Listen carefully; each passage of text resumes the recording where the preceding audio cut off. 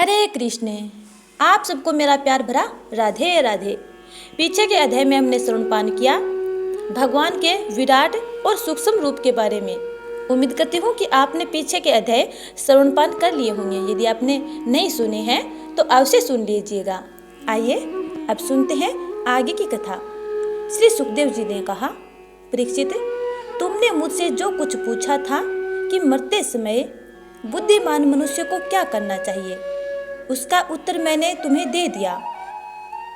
जो ब्रह्म तेज का इच्छुक हो वह बृहस्पति देव की, जिसे इंद्रियों की विशेष शक्ति की कामना हो वह इंद्र की, और जिसे संतान की लालसा हो वह प्रजापतियों की उपासना करे।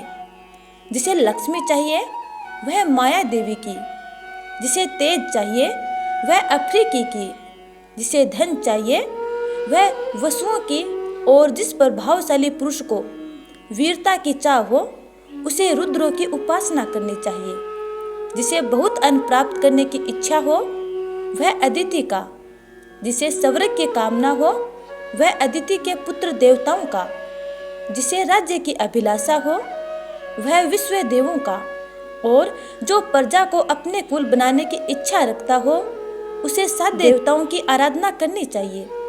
आयु की इच्छा से अश्विनी कुमारों की, पुष्टि की इच्छा से पृथ्वी का, और प्रतिष्ठा की चाह रखने वाले को लोक माता पृथ्वी और धो यानी आकाश का सेवन करना चाहिए। सौंदर्य की चाह रखने वाले को गंधर्वों की, पत्नी की प्राप्ति के लिए उर्वशी अप्सरा की, और सबका स्वामी बनने के लिए ब्रह्मा की आराधना करनी चाहिए। जिसे यश की इच्छा हो वह यज्ञ पुरुषों की, जिसे खजाने की लालसा हो वह वरुण की, विद्या प्राप्त करने की इच्छा हो वह भगवान शंकर की, और पति पत्नी में परस्पर प्रेम बनाए रखने के लिए पार्वती जी की उपासना करनी चाहिए। धर्म उपार्जन करने के लिए विष्णु भगवान की, वंश परंपरा की रक्षा के लिए पितरों की, बाधाओं से बचने के लिए यक्षों की, और बलवान होने के लिए मरुद गणों की आराधना करनी चाहिए। राज्य के लिए मनवंतरों के अधिपति देवों की, अभिचार के लिए निऋतिकों की, भोगों के लिए चंद्रमा की, और निष्कामता प्राप्त करने के लिए परम पुरुष नारायण को भजना चाहिए। और जो बुद्धिमान पुरुष है वह चाहे निष्काम हो, समस्त कामनाओं से मुक्त हो अथवा मोक्ष चाहता हो, उसे तो तीव्र भक्ति योग द्वारा केवल पुरुषोत्तम भगवान की ही आराधना करनी चाहिए। जितने भी उपासक हैं उनका सबसे बड़ा हित इसमें है कि वे भगवान के प्रेमी भक्तों का संग करके भगवान में अविचल प्रेम प्राप्त कर ले। ऐसे पुरुषों से जो भगवान की लीला कथाएं होती हैं उनसे उस दुर्लभ ज्ञान की प्राप्ति होती है, जिससे संसार सागर की त्रिगुणमयी तरंगमालाओं के थपेड़े शांत हो जाते हैं। हृदय शुद्ध होकर आनंद का अनुभव होने लगता है। इंद्रियों के विषयों में आसक्ति नहीं रहती। केवल मौका सर्वसम्मत मार्ग भक्ति योग प्राप्त हो जाता है। भगवान की ऐसी रसमयी कथाओं का चस्का लग जाने पर भला कौन ऐसा है जो उनमें प्रेम न करे। शौनक जी ने कहा, सूत जी, राजा परीक्षित ने सुखदेव जी की यह बात सुनकर उनसे और क्या पूछा। वे तो सर्वज्ञ होने के साथ ही साथ मधुर वर्णन करने में भी बड़े निपुण थे। सूत जी, आप तो सब कुछ जानते हैं। हम लोग उनकी वह बातचीत बड़े प्रेम से सुनना चाहते हैं। आप कृपा करके अवश्य सुनाइए, क्योंकि संतों की सभा में ऐसी ही बातें होती हैं जिनका पर्यवसान भगवान की रसमय लीला कथा में ही होता है।